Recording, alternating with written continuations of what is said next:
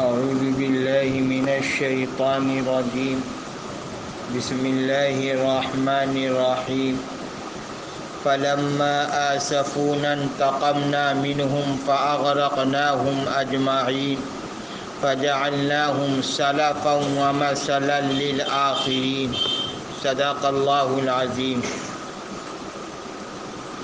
پچھلی کئی آیات سے اللہ رب العزت نے قوم فرعون کا واقعہ بیان کیا کہ فرعون اور فرعونیوں کے پاس ہم نے موسیٰ علیہ السلام کو بھیجا تو ان لوگوں نے کیسا معاملہ کیا۔ ہم نے ان کو معجزات کے ساتھ بھیجا تو ان لوگوں نے معجزات کا کیسے مذاق اڑایا۔ آج کی آیت میں اللہ رب العزت نے فرعون اور قوم فرعون کے انجام کو بیان فرمایا۔ دیکھو، اللہ رب العزت ایک حد تک ڈھیل دیتا ہے اور انسان جب وہ حد پار کرتا ہے پھر اللہ رب العزت اس کی دنیا ہی میں پکڑ کرنا شروع کر دیتا۔ یہ تو جناب محمد رسول اللہ صلی اللہ علیہ وسلم کی دعاؤں کے اثرات اور ثمرات ہیں جو اس امت پر اس قسم کے عذابات نہیں آ رہے ہیں۔ اللہ رب العزت سے آپ صلی اللہ علیہ وسلم نے بڑی دعائیں کی کہ اے اللہ ہماری امت کو ویسے نہ ہلاک کرنا جس طریقے سے آپ نے پچھلی امتوں کو ہلاک کیا۔ اللہ رب العزت نے پچھلی امتوں کو جب ہلاک کیا ہے تو A to Z ہلاک کیا۔ جتنے نافرمان تھے سب کو ایک دم تہس نہس کر کے رکھ ڈالا۔ تو فرعون اور قوم فرعون نے جب حد سے تجاوز کیا، موسیٰ علیہ السلام سمجھاتے رہے اور بعض مفسرین کے قول کے مطابق کم و بیش 20 سال تک سیدنا موسیٰ کلیم اللہ علی نبینا وعلیہ السلام نے سمجھایا ہے، لیکن ان کی سرکشی جب بڑھتی گئی تو اللہ رب العزت نے ان کو پکڑ کیا، اور پکڑ کس انداز سے کیا؟ ان لوگوں کو دریا کے اندر غرق کر ڈالا، سمندر کے اندر سب کو ڈبا ڈالا۔ اس کا پس منظر کیا ہے؟ تفسیر مظہری کے اندر قاضی ثناء اللہ پانی پتی رحمت اللہ علیہ لکھا کرتے ہیں کہ اللہ رب العزت نے حضرت موسیٰ کلیم اللہ علی نبینا وعلیہ السلام کے پاس وحی بھیجی کہ اے موسیٰ آپ راتوں رات بنی اسرائیل کو لے کر کے ملک مصر سے روانہ ہو جائیں۔ حضرت موسیٰ کلیم اللہ علی نبینا وعلیہ السلام نے ایک رات متعین کر ڈالا اور بنی اسرائیل میں اعلان کر ڈالا کہ دیکھو فلاں رات میں سب کو ملک مصر چھوڑ جانا ہے۔ سارے کے سارے بنی اسرائیل تیار ہو گئے، کیونکہ ان لوگوں پر فرعون اور قوم فرعون حد درجہ ظلم و ستم کا معاملہ کیا کرتے تھے۔ سارے لوگ خوشی خوشی تیار ہوئے اور حضرت موسیٰ کلیم اللہ علی نبینا وعلیہ السلام نے بنی اسرائیل سے یہ بھی کہا کہ دیکھو جتنے سامان ہیں سارے سامانوں کو اپنے روم کے اندر رکھو، یہاں تک کہ گھوڑے کی زین جو ہے وہ بھی روم کے اندر گھر کے اندر رکھو تاکہ سامان کی آواز سے قبطیوں کو پتہ نہ چلنے پائے۔ چنانچہ سارے کے سارے لوگوں نے اسی مشورہ پر عمل کیا اور راتوں رات 6 لاکھ بنی اسرائیل ملک مصر سے کیا ہو گئے؟ روانہ ہو گئے۔ یہ 6 لاکھ کی تعداد پہنچی ہے۔ حضرت یعقوب علی نبینا وعلیہ الصلاۃ والسلام کو جب ان کے لائق فائق بیٹے حضرت یوسف علی نبینا وعلیہ الصلاۃ والسلام نے بلوایا تھا تو یہ لوگ ملک شام سے ملک مصر آئے تھے۔ 72 افراد تھے۔ کتنے افراد؟ ہاں 72۔ جیسے کربلا میں کتنے لوگ تھے؟ 72 تھے نا۔ شیعہ اپنی بائک کے آگے لکھوایا کرتے 72، سلوٹ 72، یہی رہتا ہے نا۔ غور نہیں کرتے کیا؟ غور کیا کرو۔ اور کوئی بھی چیز دیکھو، عدد دیکھو، گنتی دیکھو تو اس کی تہ میں پہنچو اس کا مقصد کیا ہے۔ اب ہم نے جب کئی مرتبہ دیکھا سلوٹ 72 تو میں نے پوچھا کیا مطلب، تو پتہ چلا کربلا میں شہید ہونے والوں کو ہم کیا پیش کر رہے ہیں؟ سلامی پیش۔ تو حضرت یوسف علی حضرت یعقوب علی نبینا وعلیہ الصلاۃ والسلام 72 افراد کو لے کر کے ملک شام سے کہاں پہنچے تھے؟ ملک مصر۔ وہ تعداد بڑھتے بڑھتے کہاں تک پہنچی ہے؟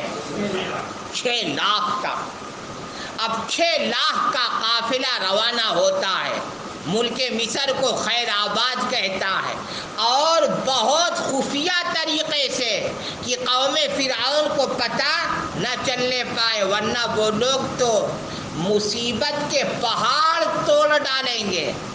اب یہ قافلہ جب روانہ ہوا، ابھی ملک مصر کی حدود نہیں پار ہوئی تھی، ایک عجیب مرحلہ پیش آ گیا کہ حضرت موسیٰ کلیم اللہ علی نبینا وعلیہ الصلاۃ والسلام کا قافلہ ایسے میدان میں پہنچا کہ اس میدان میں پہنچنے کے بعد راستہ نہیں مل رہا تھا کہ کون سا راستہ اختیار کریں۔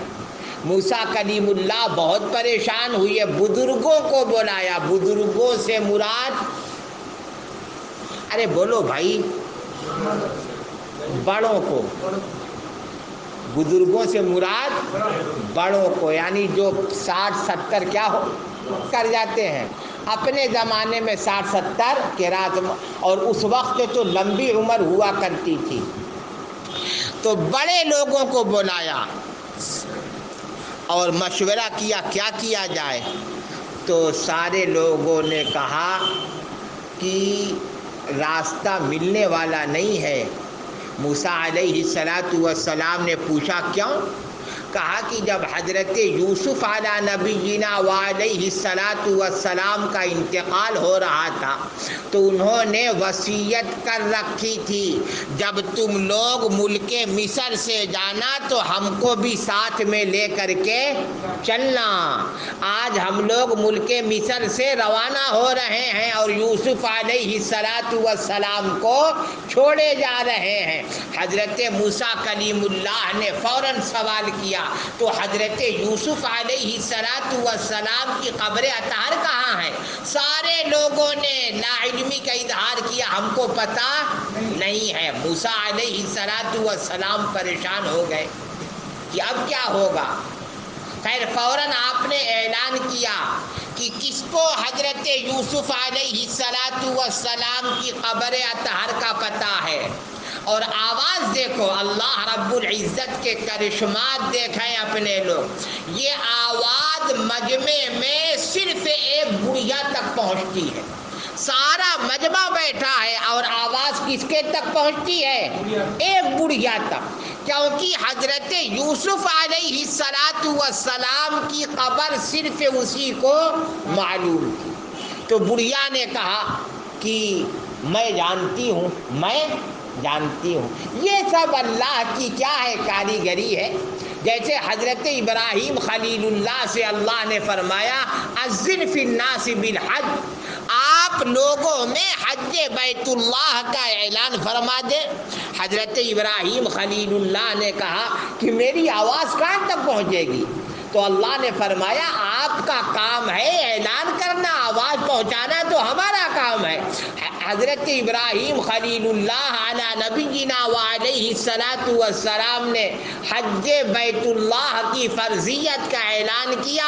جناب محمد رسول اللہ صلی اللہ علیہ وسلم فرماتے ہیں جو عالم ارواح میں روحیں تھیں ان روحوں نے بھی لبیک کہہ کر کے جواب دیا، اور دنیا میں آنے کے بعد جو جتنی مرتبہ لبیک کہا ہوگا اتنی ہی مرتبہ حج بیت اللہ کی کیا ملتی ہے؟ سعادت ملتی ہے۔ جیسے بعض لوگ ہوتے ہیں نا، ارے آپ نے کتنی مرتبہ حج بیت اللہ کیا؟ 18 مرتبہ، 20 مرتبہ، تو یہ چچا کی روح 20 مرتبہ بولی۔ بعض کروڑ پتی ہوتے ہیں، حج بیت اللہ کیا نہیں کیا، اگلے سال اگلے سال اگلے سال اگلے سال آتے آتے ان کی جان نکل جاتی ہے، تو یہ حج بیت اللہ سے محروم کیوں رہے؟ انہوں نے لبیک نہیں کہا تھا۔ تو یہ سب اللہ کی کیا ہے؟ قدرت ہے، کاریگری ہے۔ آواز پہنچانا چاہے تو کہاں سے کہاں پہنچا سکتا۔ اب دیکھو اتنا بڑا مجمع، 6 لاکھ کا مجمع، موسیٰ علیہ الصلاۃ والسلام کی آواز صرف کہاں تک پہنچتی ہے؟ ایک بڑھیا تک۔ تو حضرت موسیٰ کلیم اللہ نے اس سے کہا کہ وہ قبر کہاں ہے، آپ اس کا پتہ بتلائیں۔ تو بوڑھی عورت نے کہا ایسے پتہ نہیں بتاؤں گی، 2 شرط ہے۔ تو موسیٰ کلیم اللہ علی نبینا وعلیہ الصلاۃ والسلام نے پوچھا کیا شرط ہے؟ کہا ایک دنیا کی ہے اور دوسری آخرت کی ہے۔ کہا دنیا کی کیا ہے؟ کہا دنیا کی یہ ہے میں چل نہیں سکتی، آپ جب یہاں سے روانہ ہو رہے ہیں تو مجھے بھی اپنے ساتھ میں لے کر کے چلیں۔ اور آخرت کی شرط یہ ہے کہ جنت میں جس بالا خانے پر آپ ہوں گے وعدہ کریں کہ اسی بالا خانے میں بھی رہوں گی۔ بڑھیا دیکھو، عقل دیکھو اس کی۔ اب موسیٰ کلیم اللہ علی نبینا وعلیہ الصلاۃ والسلام پیغمبر تھے۔ کیا تھے؟ پیغمبر۔ آج کل کے ڈھونگی بابا ہوتے کہتے چل ہو گیا، ہے کہ نہیں؟ لیکن انہوں نے یہ نہیں کہا کہ ہو گیا، کہا کہ اللہ سے پوچھتا ہوں، اللہ سے پوچھتا ہوں۔ یہ ایک اہل اللہ کی کیا ہوتی ہے پہچان۔ ان کو پتا ہے کہ میرے ہاتھ میں کچھ بھی نہیں۔ لوگوں نے ایک واقعہ لکھا ہے مزاحیہ طور پر لیکن عبرت ناک واقعہ ہے۔ ایک شیخ نے اپنے مرید سے کہا کہ کچھ کیا کرو، گفٹ دو، ہدیہ دو۔ تو مرید نے کہا کہ میں نے آپ کو وہ دبئی کا برج خلیفہ ہے نا دے دیا گفٹ میں۔ تو جو شیخ تھے پیر صاحب وہ غصہ ہو گئے، کہا کہ کتے کہیں کہ وہ تمہارے باپ کا ہے کیا؟ وہ تمہارے باپ کا ہے کیا؟ تو مرید نے کہا آپ وعدہ کرتے ہو کہ میں تمہیں جنت الفردوس دوں گا، جنت الفردوس تمہارے باپ کی ہے کیا؟ اگر برج خلیفہ ہمارے باپ کا نہیں ہے تو پھر جنت الفردوس تمہارے باپ کا ہے کیا؟ جو آتا ہے اس کو تم بولتے ہو جنت الفردوس میں کیا دیں گے؟ تم کو جگہ دیں گے۔ بہرحال حضرت موسیٰ کلیم اللہ علی نبینا وعلیہ الصلاۃ والسلام نے اس بوڑھی عورت سے کہا اللہ سے پوچھ کر کے بتاتا ہوں، اللہ سے پوچھ کر کے بتاتا ہوں۔ فوراً وحی آئی، موسیٰ وہ بوڑھی عورت جو بھی شرط رکھ رہی ہے اس کو کیا کر لیجئے؟ منظور کر لیجئے۔ حضرت موسیٰ کلیم اللہ نے کہا کہ آپ کی دونوں شرطیں کیا ہیں؟ منظور ہیں۔ چنانچہ وہ بوڑھی عورت نے کہا حضرت یوسف علی نبینا وعلیہ الصلاۃ والسلام کی جو قبر ہے وہ دریائے نیل کے بیچوں بیچ ہے، دریائے نیل کے بیچوں بیچ ہے، کیونکہ حضرت پیغمبر تھے اور بنی اسرائیل کا غلبہ تھا۔ جب ان کی قبر کا معاملہ آیا تو بنی اسرائیل میں بڑے اختلافات ہو گئے. کوئی بولتا تھا ہمارے علاقے میں، کوئی بولتا تھا ہمارے علاقے میں حضرت دفن ہوں گے، کوئی بولتا تھا ہمارے پٹے میں دفن ہوں گے، کوئی بولتا تھا ہمارے گاؤں میں دفن ہوں گے. کیوں؟ اہل اللہ جہاں ہوتے ہیں اللہ کی برکتیں رحمتیں اس علاقے والوں پر نازل ہوتی رہتی. تو متفقہ طور پر یہ طے پایا حضرت یوسف علیہ السلام کو دریائے نیل میں دفن کر دیا جائے تاکہ ان کی قبر اطہر سے دریائے نیل کا پانی ہو کر کے آئے اور سارے مصر والے اس پانی کی خیر و برکات سے لطف اندوز ہو سکے. تو بوڑھی عورت نے کہا وہ جو دریائے نیل ہے اسی کے بیچوں بیچ ہے. حضرت موسیٰ کلیم اللہ نے دعا کی، اللہ رب العزت نے پانی کو ہٹا دیا اور وہ قبر کیا ہو گئی؟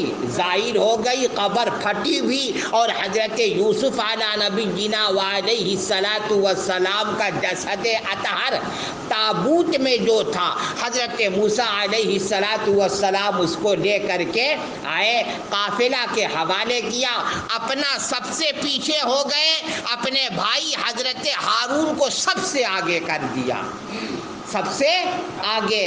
آگے بھی پیغمبر اور پیچھے بھی کیا ہے؟ پیغمبر ہے. حضرت موسیٰ بھی کیا ہیں؟ اللہ کے نبی ہیں. حضرت ہارون بھی کیا ہیں؟ اللہ کے نبی ہیں. چنانچہ قافلہ چلتا رہا چلتا رہا چلتا رہا یہاں تک کہ صبح صادق ہو گئی، یعنی آفتاب نکل آیا، سورج نکل آیا. ملک مصر میں ہنگامہ ہو گیا کہ یہ بنی اسرائیل کہاں گئے. گاؤں کے گاؤں لوگ تلاش کر رہے، سارے گھر کیا ہو گئے ہیں؟ خالی ہو گئے. فرعون کو بڑا غصہ آیا. فرعون کو کیا آیا؟ بڑا غصہ آیا اور اعلان کر دیا کہ چلنا ہے موسیٰ کے مقابلے میں. سارے لوگ کھڑے اور آگے ایک دستہ بھیج دیا. کس کا بھیجا؟ حامان اس کا چیف کمانڈر تھا. 1,07,00,000 لے کر کے آدمی چل رہا تھا اور یہاں فوج کھڑی تھی فرعون کے دربار کے پاس کہ ابھی بادشاہ سلامت ناشتہ کے لیے بلائیں گے. اور فرعون کا برا دن آ چکا تھا. اس نے باورچی کو کہا کہ بکری کا ایک چھوٹا سا بچہ ذبح کر اور اسی کو تیار کر کے لا. باورچی نے ویسا ہی کیا. اس نے تنے تنہا کھانا کھایا اور کھانا کھانے کے بعد بڑی شان سے محل کے باہر آیا اور کہا چلو موسیٰ کے مقابلے میں. جب اللہ کسی کو ہلاک کرتا ہے تو صفت سخاوت اس کے اندر سے چھین لیا کرتا ہے. صفت سخاوت اس کے اندر سے چھین لیا کرتا ہے. چنانچہ 1,07,00,000 لوگ نکل پڑے حضرت موسیٰ کے پیچھا کرنے کے لیے. اور ادھر وہ لوگ ابھی دریا ہی کے پاس پہنچے تھے کہ فرعون لاہو لشکر کے ساتھ نظر آنے لگا. سارے لوگ گھبرا گئے، ارے اب کیا ہوگا بھائی؟ اگر دریا میں کودتے ہیں تو ہلاک ہوں گے، مچھلیاں کھائیں گی، اور اگر باہر پلٹتے ہیں تو فرعون کی قوم ہم لوگوں کو ہلاک کر ڈالے گی. ایسے ہی موقع کے لیے کہا گیا آگے کنواں پیچھے کھائی. آگے کنواں ہے، پیچھے کیا ہے؟ کھائی ہے. نہ آپ آگے جا سکتے ہو اور نہ پیچھے. اسی کو لوگ کہتے ہیں نہ نگلتے بنتا ہے نہ اگلتے بنتا ہے. نہ نگلتے بن رہا ہے اور نہ اگلتے بن رہا ہے.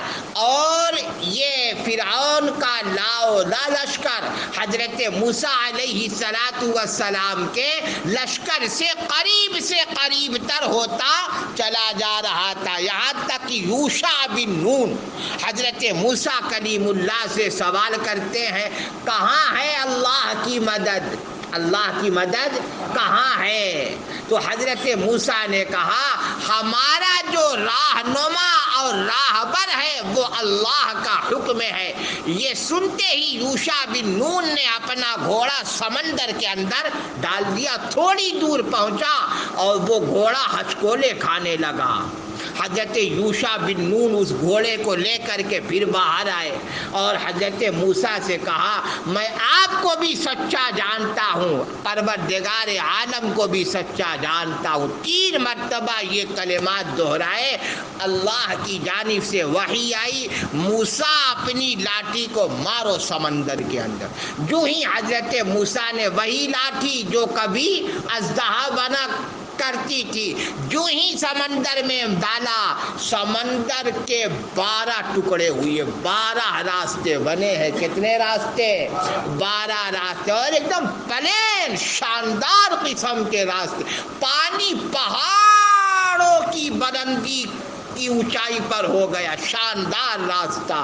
بنی اسرائیل میں 12 جماعت تھی، یہ 12 کے 12 جماعت اللہ کی حمد و ثنا کرتے ہوئے گزر رہی تھی۔ فرعون وہاں سے آ رہا تھا اور دیکھا کہ دریا میں کیا بن چکا ہے؟ راستہ۔ گھوڑے آگے بڑھ نہیں رہے تھے۔ فرعون کا جو لشکر تھا، وہ گھوڑے جو تھے وہ گھوڑے جان رہے تھے آگے اللہ کا کیا ہے؟ عذاب، لیکن گھوڑے پر سوار ہونے والے گدھے کو پتہ نہیں چل رہا تھا کہ آگے اللہ کا کیا ہے؟ عذاب۔ اور فرعون ادھر تانا شاہی بگھاڑنے لگا، یہ دیکھو میری حکومت، میں ابھی پہنچا بھی نہیں اور دریا نے کیا بنا دیے؟ راستے بنا دیے۔ لوگ آگے پیچھے ہونا شروع ہو گئے۔ پیچھے تھے حضرت میکائیل علیہ السلام، گھوڑے پر سوار ہوتے ہوئے فرعون کے لشکر کو ادگارنا شروع کیا، ارے چلو جلدی چلو، آگے بڑھو آگے بڑھو، کودو دریا میں، راستے میں کودو۔ فرعون اپنے لاؤ لشکر کے ساتھ جو ہی سمندر میں پہنچتا ہے، آدھا راستہ پار کرتا ہے، ادھر حضرت موسیٰ علیہ السلام اپنے لاؤ لشکر کے ساتھ سمندر کے کنارے ہوتے ہیں۔ اللہ کا حکم آتا ہے موسیٰ اپنی لاٹھی کو اٹھا لو۔ موسیٰ علیہ السلام جو ہی اپنی لاٹھی کو اٹھاتے ہیں، 12 کے 12 راستے ختم، پہلے جیسا کیا ہو گیا؟ سمندر بن گیا۔ فرعون اپنے لاؤ لشکر کے ساتھ اسی سمندر میں کیا ہو گیا؟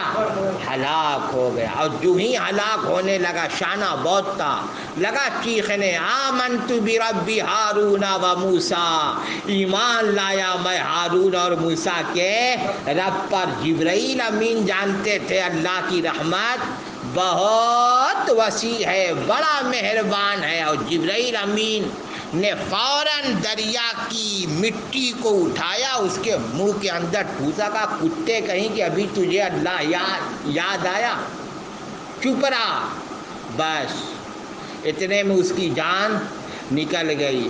اور اتنا خبیث انسان تھا، سمندر نے اٹھا کر کے باہر پھینکا کہ اتنے شرری انسان کو میں اپنے اندر نہیں رکھ سکتا۔ زمین نے واپس سمندر میں پھینکا، میں بھی نہیں رکھ سکتی۔ 2-3 مرتبہ ایسا چلا، پھر اللہ کے حکم سے زمین نے ٹھہرا لیا۔ آج تک ملک مصر کے اندر فرعون کی لاش اپنے لوگوں کو دعوت دے رہی ہے، اللہ کا حکم نہ ماننے کا ایسا انجام ہوا کرتا ہے۔ بات سمجھ میں آئی؟ اتنے واقعات کو اللہ نے ایک آیت میں بیان کیا۔ چنانچہ اللہ فرماتا ہے فَلَمَّا آسَفُونَا انتَقَمْنَا مِنْهُمْ، پھر جب ان لوگوں نے ہم کو غصہ دلایا تو ہم نے ان سے بدلہ لیا اور ان سب کو ڈبا دیا۔ اور ان سب کو کیا کر دیا؟ غصہ دلایا، یعنی توڑتے رہے، برابر حکم الہی توڑتے رہے۔ فَجَعَلْنَاهُمْ سَلَفًا، اور ہم نے ان کو آئندہ آنے والوں کے لیے خاص طور کے متقدمین اور کے لیے عبرت بنا دیا۔ کیا بنا دیا؟